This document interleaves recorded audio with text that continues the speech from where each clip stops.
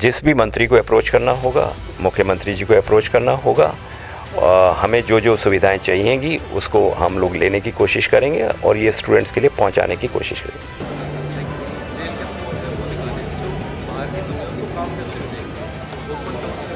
मैं कोशिश करूंगा उनके लिए यहीं गॉडफादर बन जाऊं, उनको यहीं पे बैठ के मैं गाइडेंस दूं अपनी।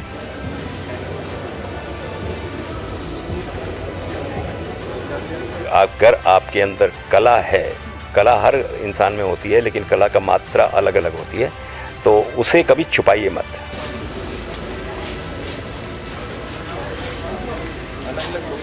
टीवी जगत के मंजे हुए कलाकार और 90 के दशक में हर घर में अपनी छाप छोड़ने वाले महाभारत के एक फेम युधिष्ठिर के नाम से फेमस हैं और रियल नाम जो है गजेंद्र चौहान जी है। आज उन्होंने सुप्वा में बतौर वीसी ज्वाइन किया है, हमारे साथ हैं, उनसे जानने की कोशिश करेंगे क्या उनकी प्राथमिकताएं रहेंगी। सर, सबसे पहले तो स्वागत है आपका सुप्वा में। क्या आपकी प्राथमिकताएं रहेंगी सुप्वा को लेकर? देखिए, पहले तो मैं सबसे पहले यहाँ के स्टाफ से, यहाँ के जो फैकल्टी है उससे जानकारी लेना चाहूँगा कि अब तक क्या क्या हुआ है और इसको और आगे कैसे ले जाया जाएगा। आज मेरा पहला दिन है, इसलिए इस विषय में अभी बहुत सारी जानकारी मैं नहीं दे पाऊँगा। पहले मैं जानकारी खुद ले लूँ और फिर इस सवाल का जवाब आपको दे पाऊँगा। सर, फिल्म जगत से आप जुड़े हुए हैं, तो कितना आप आगे ले जाएंगे सुप्वा को? मेरा मानना ये है कि जो स्टूडेंट्स की कुछ प्रॉब्लम्स होती हैं किसी भी इंस्टीट्यूट में या उनको, देखिए सबसे इम्पॉर्टेंट होता है उसको गाइडलाइंस देना। तो मैं एक बेसिकली एक्टर हूँ, कला जगत से जुड़ा हुआ हूँ। कला जगत में पहुँचने के लिए जो न्यू एंट्रेंट्स होते हैं उनको क्या क्या प्रॉब्लम फेस करनी पड़ती है, उस विषय को उन तक पहुँचाना।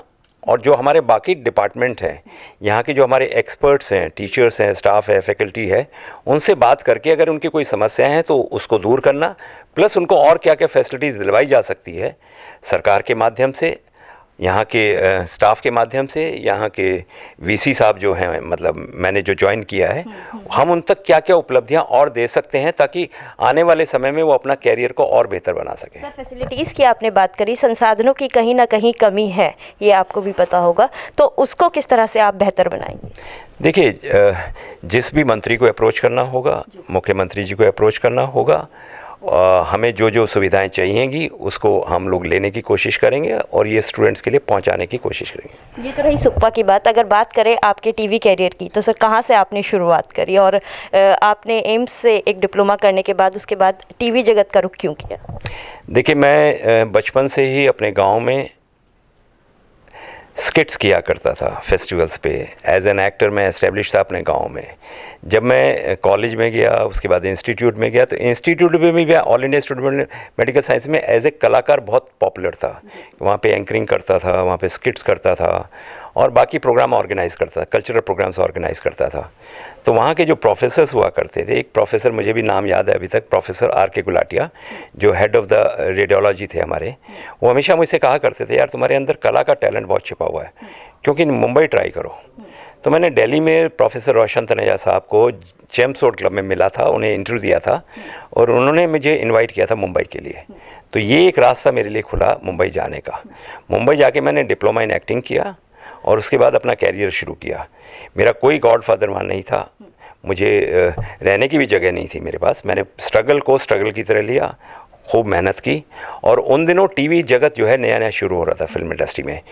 हम लोग आया, बुनियाद आया, ये जो ज़िंदगी आया, तो ये सीरियल पॉपुलर हो रहे थे। उन्हीं दिनों मुझे करीब करीब 25 से 30 सीरियल मिले। पहला सीरियल मेरा था पेइंग गेस्ट, राजश्री प्रोडक्शंस का। उसके बाद रजनी, दर्पण, मनोहर कहानियाँ, बादशाह जफ़र, 25 सीरियल मैंने करीब करीब किए। पर क्या होता था, टीवी से थोड़े समय के लिए पॉपुलैरिटी मिलती थी, लेकिन महाभारत एक ऐसा विषय आया कि जिसने देश और दुनिया में छाप छोड़ी। तो ये सारा फिर महाभारत के बाद एस्टेब्लिश हो गया और एज ए कलाकार के रूप में आप अपनी जगह बना लेते हैं।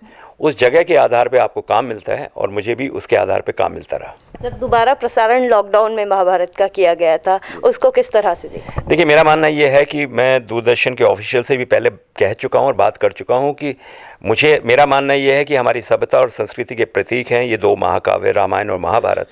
इनको जो है समय समय पे दूरदर्शन के माध्यम से या किसी भी चैनल के माध्यम से देशवासियों तक पहुँचना चाहिए, क्योंकि क्या होता है कि 5 साल के बाद जनरेशन चेंज हो जाती है, तो अगर अगली जनरेशन तक हमारी सभ्यता और संस्कृति की बातें पहुंचानी तो ये 2 सीरियल जो है, ये जो 2 महाकाव्य बने, ये बहुत सहायक हो सकते हैं। सर, गॉडफादर की आपने बात करी, आपको लगता नहीं है कि रोहतक जैसे छोटे से एक शहर से बच्चे अगर दिल्ली या मुंबई का रुख करते हैं तो वो किस तरह से वहाँ पे स्ट्रगल करें? मैं कोशिश करूंगा उनके लिए यहीं गॉडफादर बन जाऊं, उनको यहीं पे बैठ के मैं गाइडेंस दूं अपनी, उन तक वो प्रॉब्लम्स जो वहाँ जाके वो फेस करने वाले हैं उनको उस विषय में जानकारी दो, और उससे कैसे वो निजात पा सकते हैं वो मैं यहीं बैठ के उनसे बात करूँ। सर, एक अंतिम क्वेश्चन, FTI में जो आप पे आरोप लगे थे उन्हें किस तरह से आप?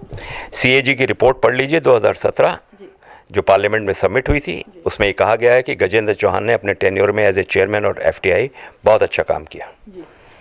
तो वो आरोप क्या झूठ थे? आरोप झूठे थे, तभी तो CAG रिपोर्ट इतनी अच्छी आई। ठीक है, और क्या संदेश आप देना चाहेंगे यहाँ के बच्चों को, यहाँ के लोगों को? आप धर्मराज अब खुद रोहतक में आ गए हैं। नहीं, धर्मराज का मैंने सिर्फ रोल किया है। मैं ये कहना चाहूँगा कि अगर आपके अंदर कला है, कला हर इंसान में होती है, लेकिन कला का मात्रा अलग अलग होती है, तो उसे कभी छुपाइए मत, उसको एक्सपोज होने दीजिए। तो कला के क्षेत्र से वो चीज़ें, नेम, फेम, मनी, पैसा, दुनिया में ख्याति, ये सब चीज़ें एक ही प्रोफेशन में मिलती हैं, और आप अपने आप को as a main actor establish कर सकते हैं मुंबई इंडस्ट्री में, और ये सारी चीज़ें आपको एक ही प्रोफेशन में मिल सकती हैं। चलिए, हर किसी के अंदर एक कला होती है और अपनी कला को हमेशा दिखाना चाहिए, कभी भी उसे छुपाना नहीं चाहिए। यही कहना है धर्मराज का। कैमरामैन मोनू के साथ दीपिका सेनवाल, गरिमा टाइम्स।